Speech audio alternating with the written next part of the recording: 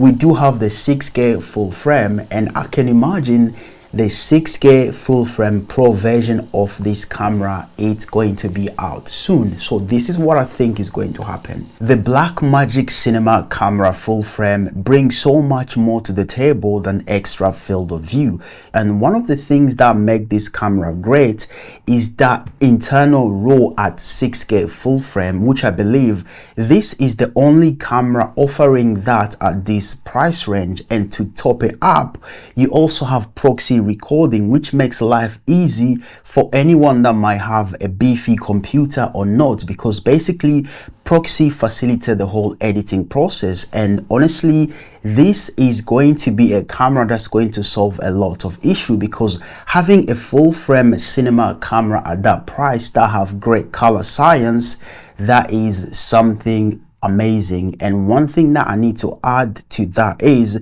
Blackmagic is going to add so much to this camera that's going to add so much value. And in this video, we are going to talk about all the things that I like about this camera. And also for me personally, one thing that I cannot wait is the pro version of this camera to come out, because I know it might have everything that we have been expected, because you know Blackmagic usually have these things where they give you a camera and they give you its pro version. So them bringing this one first, it is good, and now we can see, okay, we have a full frame camera, so we're waiting to see what that pro version will be. And I'm going to talk to you guys about what I think it's going to be. One of the best impressive thing about this camera, or Blackmagic making a 6K full frame sensor, I do like how they was not chasing the quantity of the pixels, 8K, 12K, or any of those resolution. I like how they stuck with 6K sensor and then gave us a full frame camera, and to make it even better, they allow us to access basically everything that whole sensor can offer while recording, because I've seen so many good cameras that have the same sensor, and when it comes to recording, you don't even get the best of what that sensor can offer. So the whole 6K open gate, for me, that was one of these cameras' unique selling points, and there's so much more to come on the firmware updates. The reason why I'm saying this is because I have learned more about that while shooting with all these 8K and 12K shooting cameras. So let's say the camera that I'm using now, this is the Red Helium 8K, and basically with the 8K sensor, that's where you get everything that this camera offers. But when you put a 35mm lens, it is a 35mm at 8K.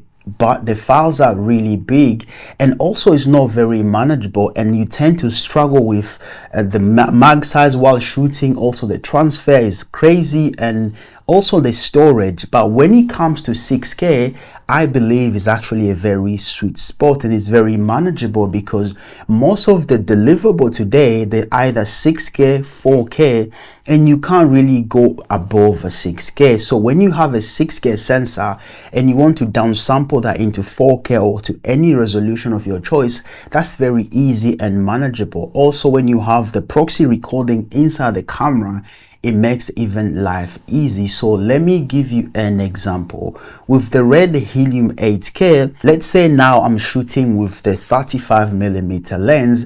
At 8K, you get 35 or the full format. And then when you say, well, because of the space, because of the storage, or because of the computer power, let me shoot with 6K. With this camera, your 35mm lens becomes 46.7mm lens, because basically the crop factor is 1.33x, and that is still good. But even get worse when you're shooting in a 4K. Basically your 35mm lens becomes 70mm with 2x crop, which is very, very crazy. And one thing that I actually do not like about shooting with 4K or shooting in 4K with the Red Helium 8K, because when you shooting 4K, you are only using 8.8 megapixel of the 34 megapixel sensor, and basically it's almost like you're shooting with a GH5. And the reason why I'm saying this is because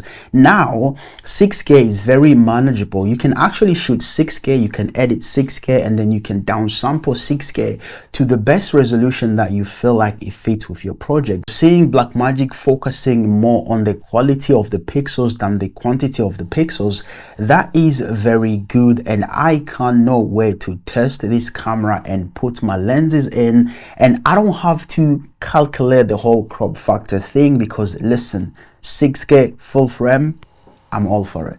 So with the Blackmagic, seeing them offering 6K full frame and then raw open gate, which is very good, and they also think about you, because apart from that, they're also giving you the possibility to shoot proxy recording, which is amazing. And listen, with the whole proxy recording, I can see this being very useful when they put a firmware in the camera that allow this camera to also join other products that offer camera to cloud, and people that shoot TV show, podcast, or any other thing, they are going to benefit this from this more, because now you will be on set and then the whole offline team is doing their thing, as long as you do have fast Ethernet. So this camera is really important to those people that need a good camera with great color accuracy at 6K or color reproduction at 6K.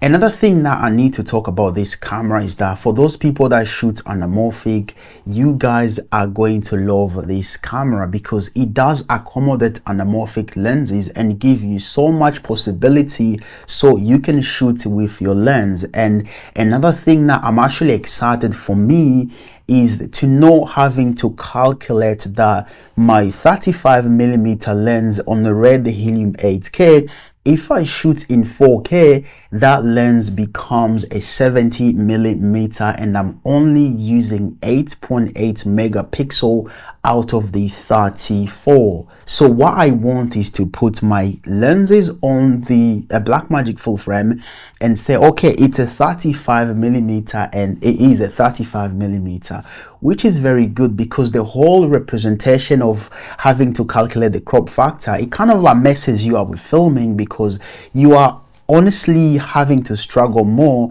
to have the exact lens that you need because of the whole crop factor. And for me, this camera is going to give me the possibility to shoot with my lenses, and most of my lenses are full frame. Let's do a quick recap or a quick check of my lenses. So first, I do have a set of Nikkor AIS, and I actually have a lot. So we'll start with, this is the Nikkor AIS 18mm.